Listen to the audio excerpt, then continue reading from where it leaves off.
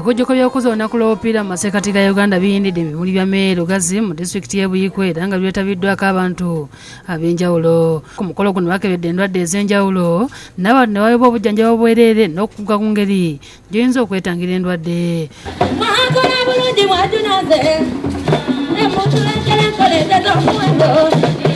Obwedda buli atuuka ng'asooka kwekebeza musaayi n'okufuna obujjanjabi. Endwadde ezijjanjabiddwa kuliko kkookolo mu bakyala, kabootongo, enziku n'endala.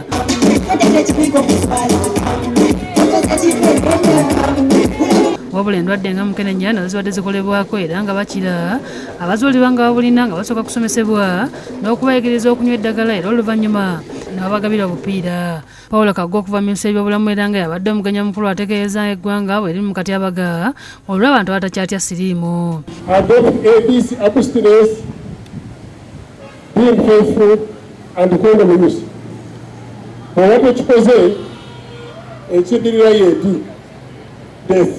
Ebitongole weebiri bituyambyeko, gavumenti ya Uganda etuyambyeko, aba-Uganda payers baba bano batutakabanirako, naye gwe omuntu gwe nannyini mulamu okoze ki?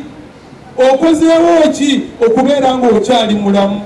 Our communities and making services available, whether it's for condoms, whether it is for STI screening, whether it's for cervical cancer screening. The onus is on us to market those services, let people know that those services are available.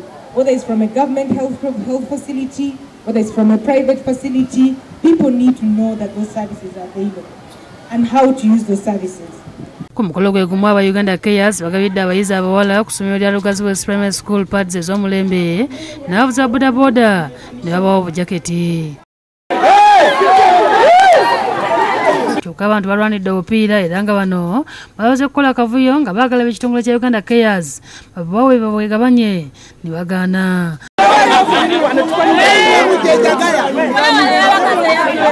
Obupiira buno bwangali tebumala otunulira baani ababulina ababufuna batono. Ne mu disitulikiti y'e Lwengo bajjukidde olunaku luno. Abeene balujjuukiridde Kyazanga nga babasomesezza ku ngeri y'okutangiramu akawuka. Okusinziira ku kunoonyereza okwakoleddwa aba Uganda Cares, abaana abali wakati w'emyaka 14 n'25 be basinze okukwatibwa akawuka kano kyokka ng'omuwendo gukyali munene ogwetaaga okukendeeza mu bwangu.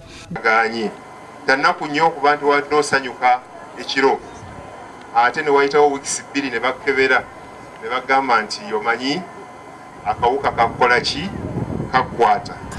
Nga twagala abantu bamanye nga tonnabagge kugenda mu Valentine olina okumanya nti olina okwekuuma. Kiba kyetaagisiza emundu bazize kugombolola okubanga ebirungi biri mu maaso. Twagadde okubeera nga tutegeeza abantu mu nsi mu Uganda nti kondomu ky'ekintu ekyasinze okubeera nonga ekyamakulu mu kulwanyisa bino obulwadde bwa siriimu.